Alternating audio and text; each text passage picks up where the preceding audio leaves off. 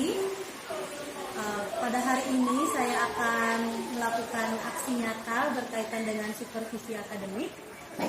Sebelumnya yang terhormat Bapak Placidius Abdon sebagai fasilitator saya, kemudian Bapak Franciscus Malen sebagai pengajar praktik saya. Baik, ini merupakan dokumentasi kegiatan praobservasi yang saya lakukan.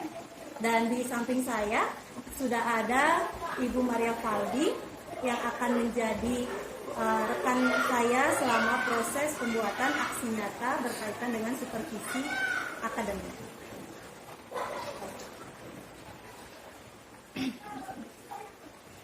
Baik, Ibu Maria Valdi, bagaimana kabar hari ini? Baik.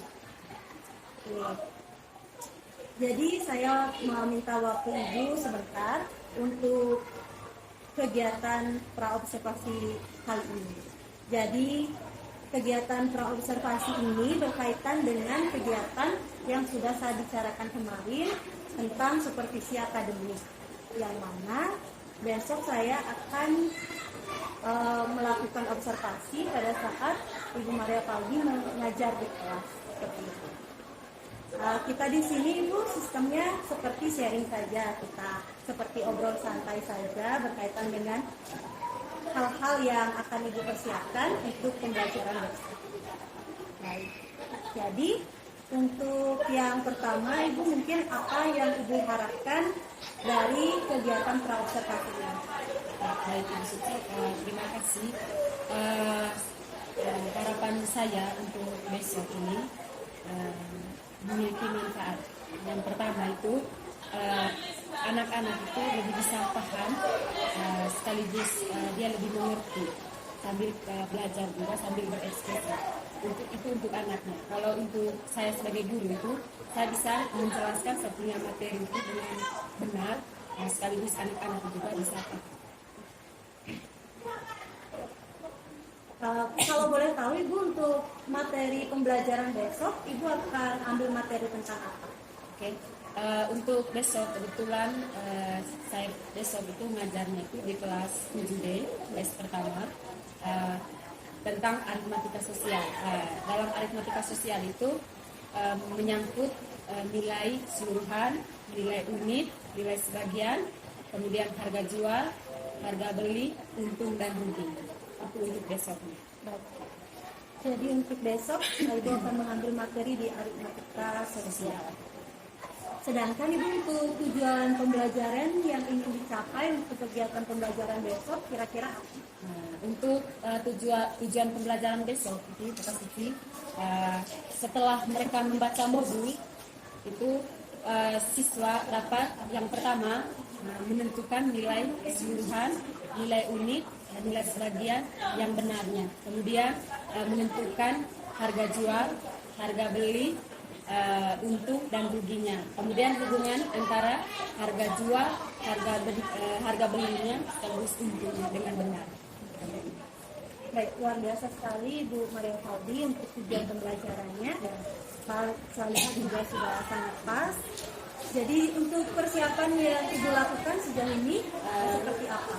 Kalau untuk persiapan itu sudah, hanya kalau untuk besok ketika saat persiapan itu yang pertama anak-anak itu sudah ada modulnya. Sudah ada modulnya. Kemudian saya punyanya itu media pembelajaran yang keduanya, yang berikutnya itu RPP, kemudian media pembelajaran atau alat peraganya dengan rubrik penilaian. Itu besok. Baik. Jadi saya rasa juga persiapan untuk Ibu besok itu sudah lengkap ya, sudah cukup lengkap.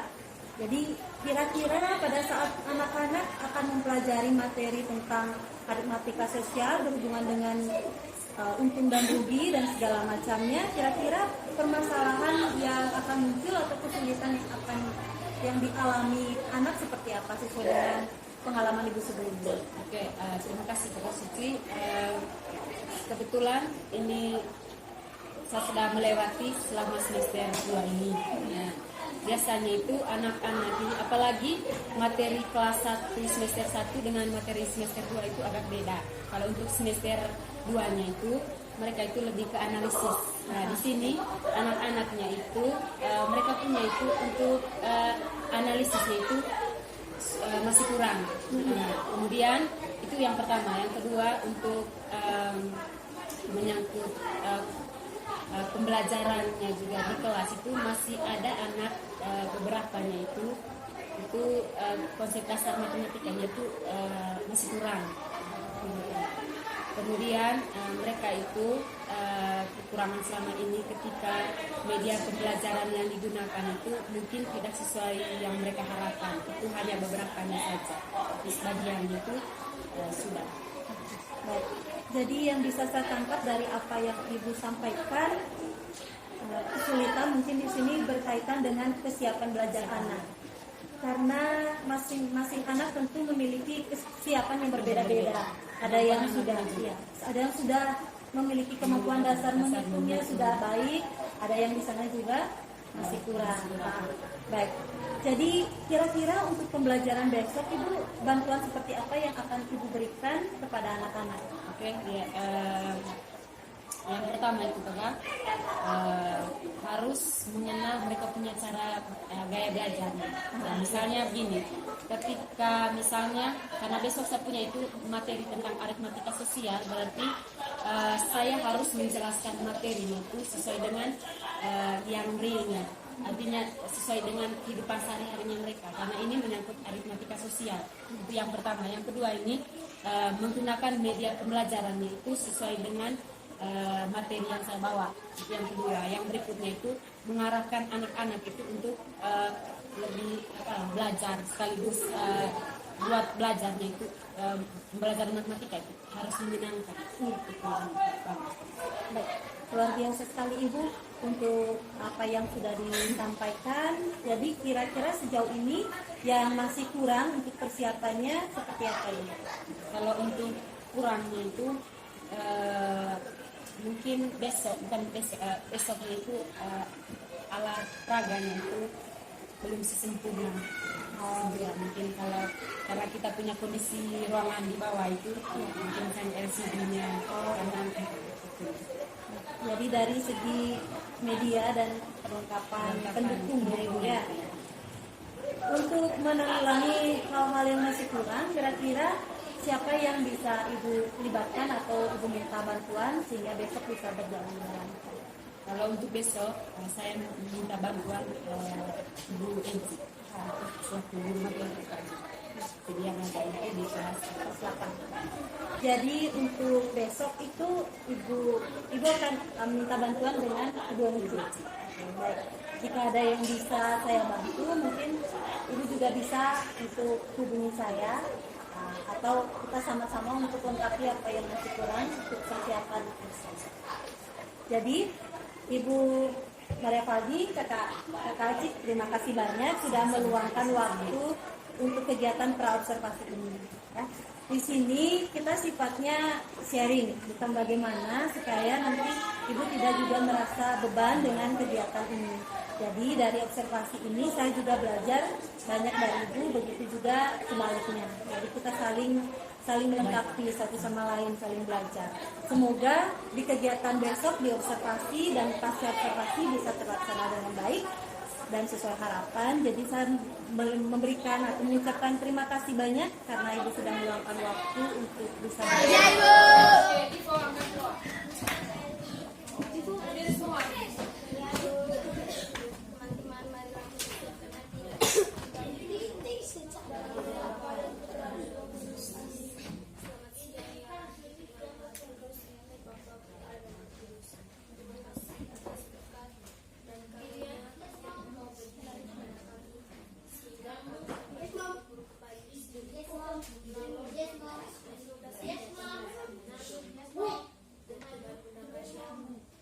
Semoga dalam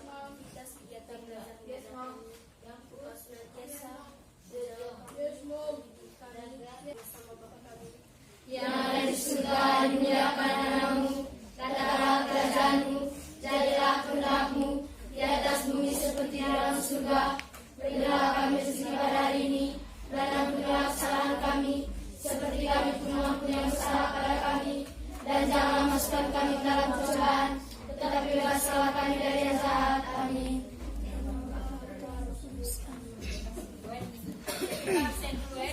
Ya, Ibu.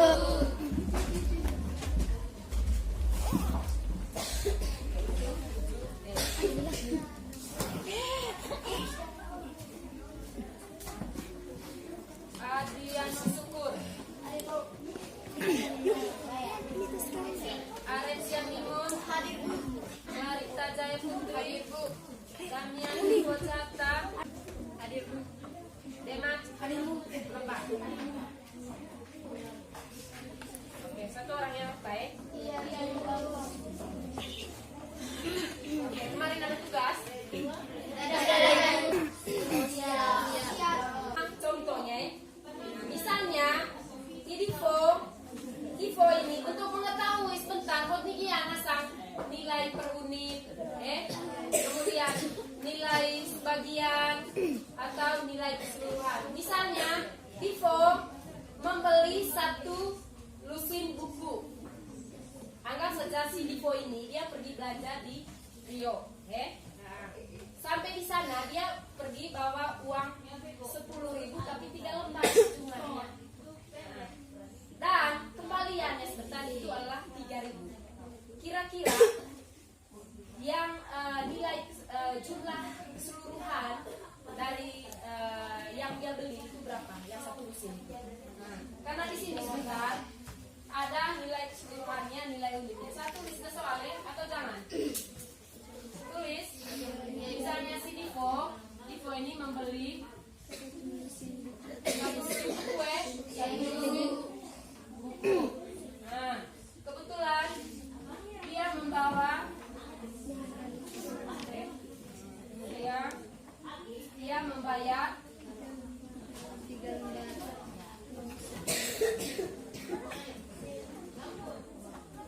lembar uang 10.000.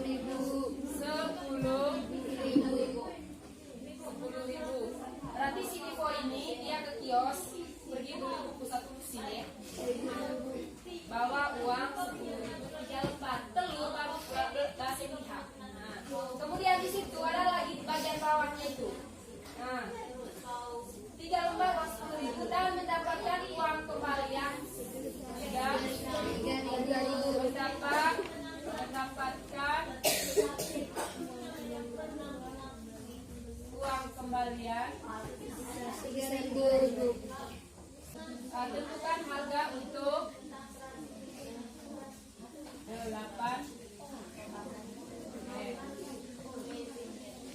Perhatikan tadi ini karena kali baginya seperti ini. Ini untuk kalkulasi kalau dalam aritmatika sosial.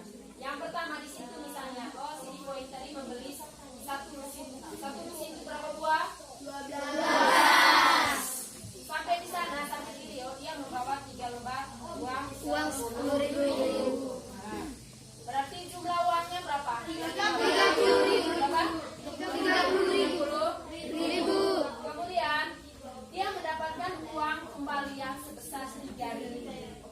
Berarti jumlah 1 lusin karena kembaliannya itu berapa? 27.000. Oke, yang pertama, yang ini dulu ya. Harga keseluruhan. Harga keseluruhan itu maksudnya yang jumlah 12 buah itu keseluruhan. Nah, berarti di sini karena dia tadi harga keseluruhan. Kamu bisa baca yang untuk? Ya, Ibu. Berarti di sini ini A-nya ya. Berarti 3 kali 10.000 kurang dengan 3. Sekarang 3 kali 10.000 30.000 kurang dengan 3.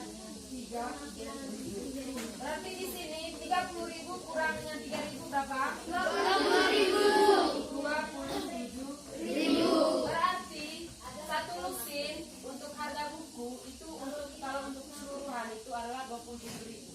Anggap kan bukan satu buku itu dia punya tekan itu banyak dan isi 100 lembar atau 200 tane. Kaca buku boga itu adalah 2.250 rupiah. Nah, pertanyaan yang berikutnya, Ibu, bila mana kalau misalnya si Divo dia belinya itu 8 buku. Harganya itu lain lagi. Nah, berarti misalnya harga 8 buku sebutan lain itu untuk harga sebagian ya. Sebagian dari yang 12 satu lusin itu berarti tinggal 8 kali ai bayo mungkin 2.250 hal yang paling kamu perhatikan itu jangan lebih besar ruginya ketimbang untungnya untungnya juga jangan kamu melampaui kapasitas harga di sananya tidak dekat sama kalau misalnya kamu nanti jual sesuatu kalau misalnya mahal semua orang tidak akan pernah beli keuntungan. Nah, selain buku apakah ada model-model beli-beli yang lain? Ada ya ibu. Misalnya apa? Pulpen. Itu kalau misalnya di kios-kios ya. Kalau misalnya di toko itu apa? Atau di pasar itu apa? Buah. Sayur-sayuran. Apalagi? Daging. Apalagi? Beras. Nah, berarti yang menyangkut ada di pasar atau di mana-mana yang berhubungan dengan kehidupan sehari-hari di itu adalah omong tentang aritmatika sosial. Tinggal kita sebentar tahu kalau misalnya beli sekian, kalau misalnya kita beli buah beda harga per kilo dengan beli buahnya yang pakai satu buah saja dengan harga sebagian dia ada istilah gini mahal kita dikatakan ada yang seperti itu ada yang gini kenapa mahal masa mereka jual ini mahal amat sebenarnya itu tidak seperti itu. Oke, sampai di sini untuk yang tentang nilai keseluruhan nilai sebagian ini per unit kalau tiap buku artinya per unit itu artinya kalau misalnya sebagian berarti ambil yang beberapa dari yang itunya 12-nya nah, berarti di sini paham untuk yang ininya.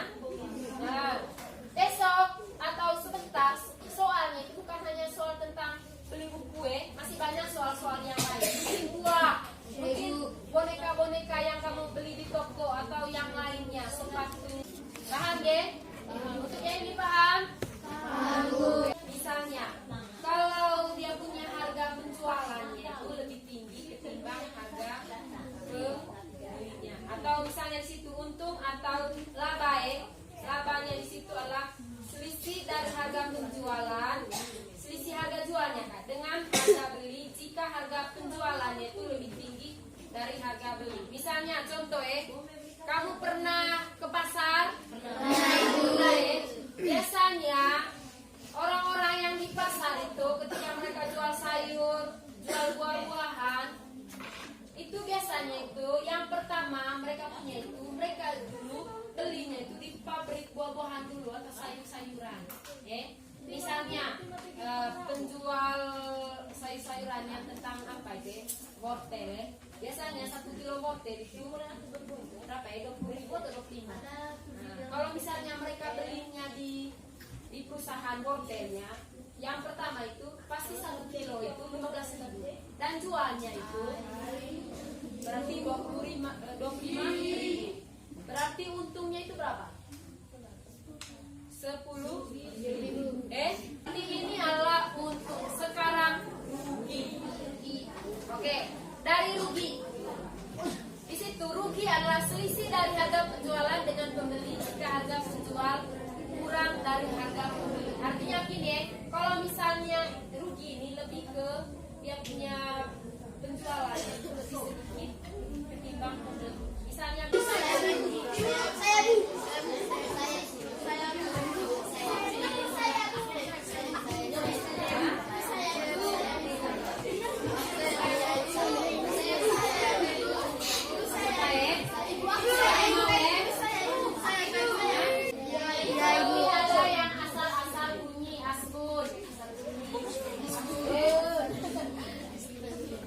kalau penjumlahan itu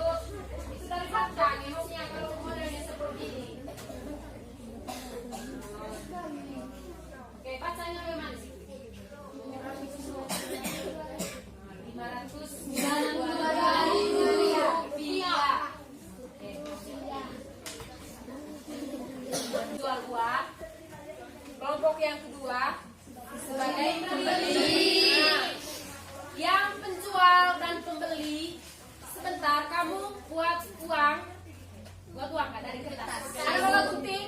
Ada ya. Nah, di situ misalnya dalam satu kertas, bentar, kertas yang itu kamu bagi 4 ya. Tulis uangnya, misalnya uang, jangan uang berapa ya? Uang 10.000, 20.000, 5.000, 50.000, 100 dan 75.000. Oke. Untuk yang khusus penjual juga sekaligus untuk yang pembeli.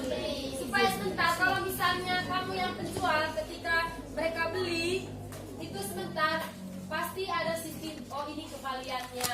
Nah, sebentar tahu memang yang kelompok penjual tahu memang kami punya keuntungan ini sekian dari yang saya jual buah-buahan ini. Oke. Sebentar hanya untuk kelompok yang ininya sebagai penjual, yang kelompok ininya itu sebagai pembeli. Nah, tapi buat kelompoknya itu harus tenang, jangan ribut. Oke, sekarang mulai. 10.000, 5.000, 20.000, 50.000 dengan 100.000. Nah, bisa begitu. Jangan lupa uang yang kamu pegang itu lihat di sini. Kamu mendapatkan keuntungan atau rugi,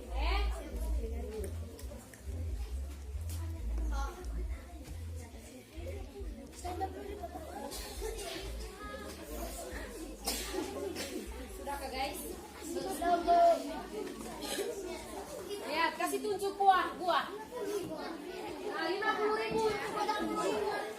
5.000 juga dan besar sedikit deh.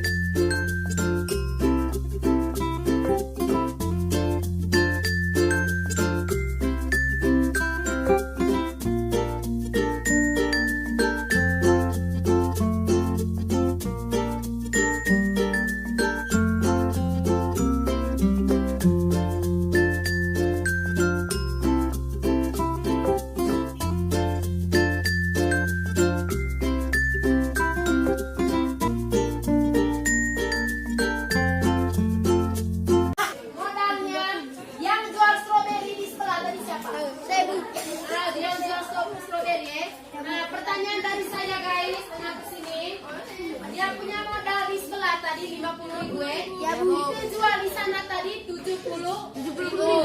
Berarti pertanyaannya dia mendapatkan untung atau rugi? Untung. Untung ya.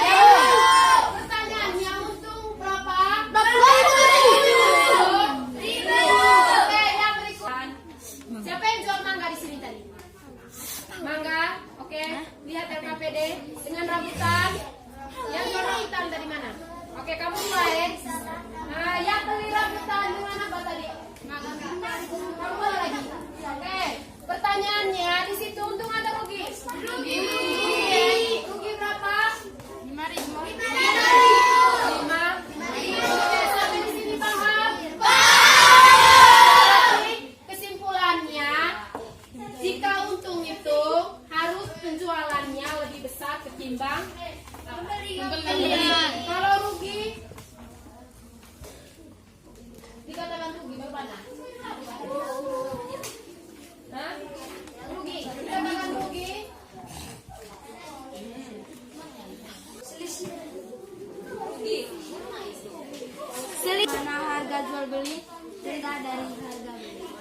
berarti rugi ini ketika harga penjualan itu lebih sedikit ketimbang pembeli ya. Nah, berarti tahu memang untung dan rugi itu seperti apa? Seperti yang kita praktekkan hari ini. Oke, sebentar. Masih ada contoh LKPD yang bagian soal itu. Yang itu tuh, yang depannya. Yang jual apa itu?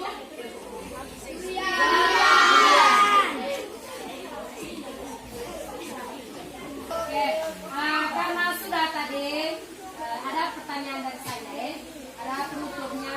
Di sini yang pertama, dari hal yang kita belajar hari ini, menurut kamu, dengar ke sini, dengar ke sini, semua buku lepas dulu. Dari hal yang saya ajarkan tadi, sekaligus hal yang kita lakukan, yang praktik seperti ini, menurut kamu ini hal yang paling menariknya itu apa? Angkat tangan, semuanya bisa angkat tangan. Sisa mengeluarkan semua argumen-argumennya, Rio. Menjual buah, yang lain. Membeli buah. Mungkin ada yang lain. Selain hal yang paling bagus yaitu menjual buah. Selain itunya. Apanya?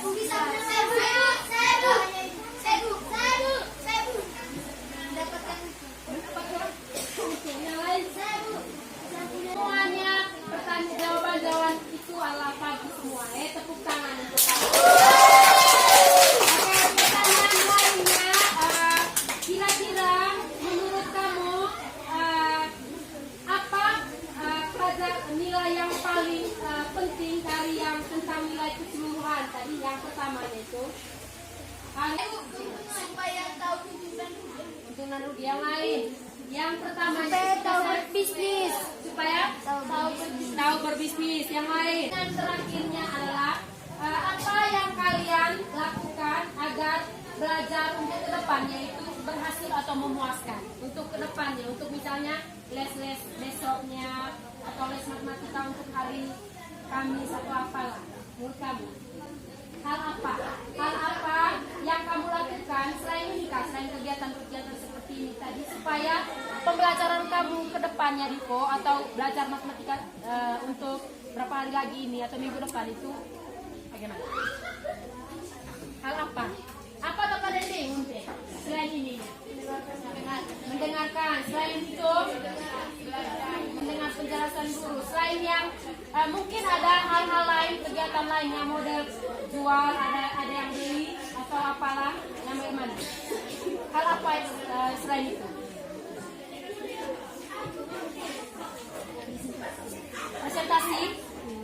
Presentasi bisa juga bisa juga melakukan hal seperti ini lagi ketika misalnya untuk mendapatkan biasanya yang diskon itu lebih ke misalnya di di bank itu pas istilah gini kalau misalnya saya pinjam itu diskon itu sekian atau misalnya ketika kamu beli sesuatu ada tulis di toko itu ini diskon 20% biasanya misalnya nanti kalau misalnya ngomong tentang diskon kita misalnya ada penjual barang-barang di situ ada misalnya untuk bagian celana diskon 20% dari harga sekian modelnya seperti sudah ya Bu.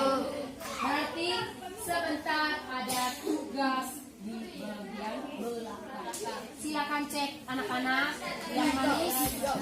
Tugasnya harus dikerjakan ya guys. Ada bagian lain sampai di sini untuk pembelajaran tentang tentang nilai keseluruhan untung dan rugi.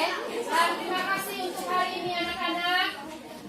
Semoga pelajarannya itu bermanfaat. Amin.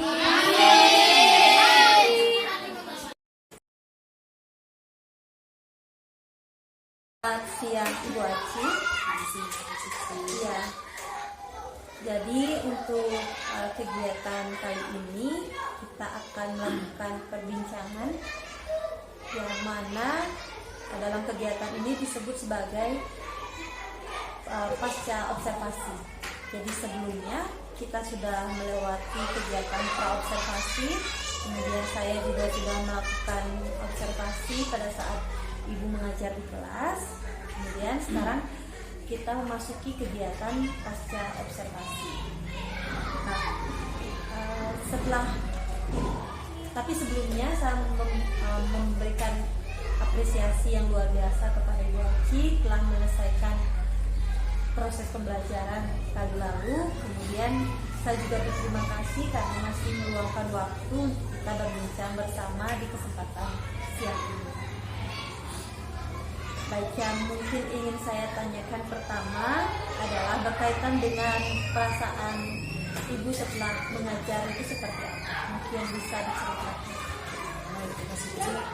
Perasaan saya kemarin yang setelah proses pembelajaran selesai itu saya merasa senang dan puas ketika anak-anak itu lebih aktif dalam proses pembelajaran. Walaupun masih ada 1-2 hal kekurangan, salah satunya itu ada beberapa anak itu yang masih tidak terlalu fokus itu karena mereka itu salah satunya itu sakit. Ibu mungkin bisa juga diceritakan apa yang kelebihan dan kekurangan dari pembelajaran yang telah Ibu lakukan sebelumnya. Oke, terima kasih Kak Suci. Untuk kelebihannya Kak Suci, kalau pembelajaran sebelumnya itu lebih ke anak-anaknya itu kurang aktif. Kalau yang kemarin itu mereka aktif itu karena media pembelajaran yang digunakan itu berkaitan dengan kehidupan sehari-hari. Itu untuk kelebihannya. Kekurangannya itu masih ada satu hal yang tidak bisa masuk terrealisasi itu ketika LCD itu tidak ada yang di bagian bawah karena kondisi kelasnya juga. Baik, jadi saya juga merasa tertarik sekali dengan media yang Ibu siapkan untuk pembelajaran kemarin.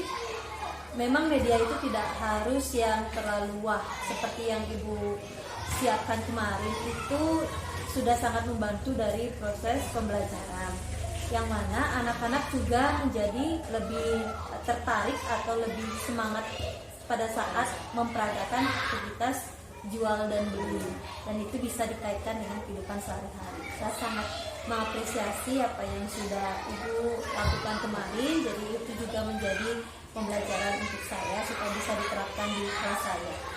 Nah, kemudian apakah pembelajaran yang telah terlaksana tersebut sudah sesuai dengan apa yang Ibu rencanakan? Kalau untuk pembelajaran itu sudah sesuai dengan yang direncanakan. Hanya satu kelemahan gitu ya, itu ketika media pembelajaran itu tidak sesempurna yang seperti anak-anak misalnya itu mungkin ketika bawa buah-buahan yang sebenarnya yang kemarin itu hanya gambar sekaligus mereka kaitkan dengan kehidupan sehari-harinya. Mungkin selain itu, apakah jika dilihat dari penilaiannya, apakah sudah sesuai dengan apa yang Ibu rencanakan? Jika dilihat dari penilaian, atau bagaimana menurut Ibu setelah melaksanakan pembelajaran tersebut? Kalau untuk pembelajaran itu sudah selesai. Nah, apa yang Ibu rasakan kesulitan selama pembelajaran? Kesulitan dalam pembelajaran itu ada beberapa anak maksudnya untuk dasarnya itu masih belum bisa belum bisa.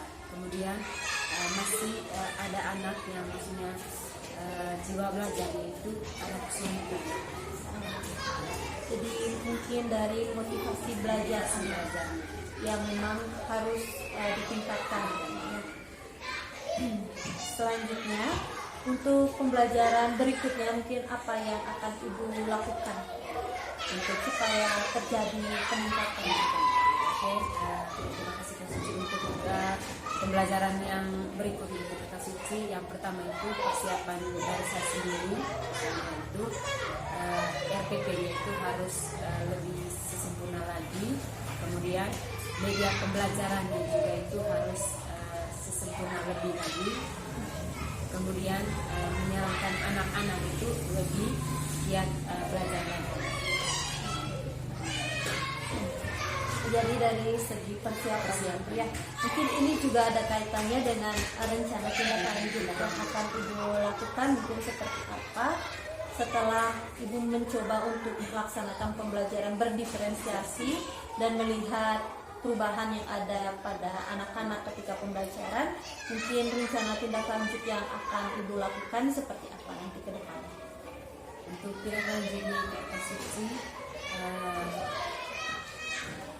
persiapan itunya lagi, SPP-nya, bahan ajarnya, kemudian motivasi untuk anak-anak supaya mereka juga ada persiapan lebih matang sebelum pembelajaran dimulai.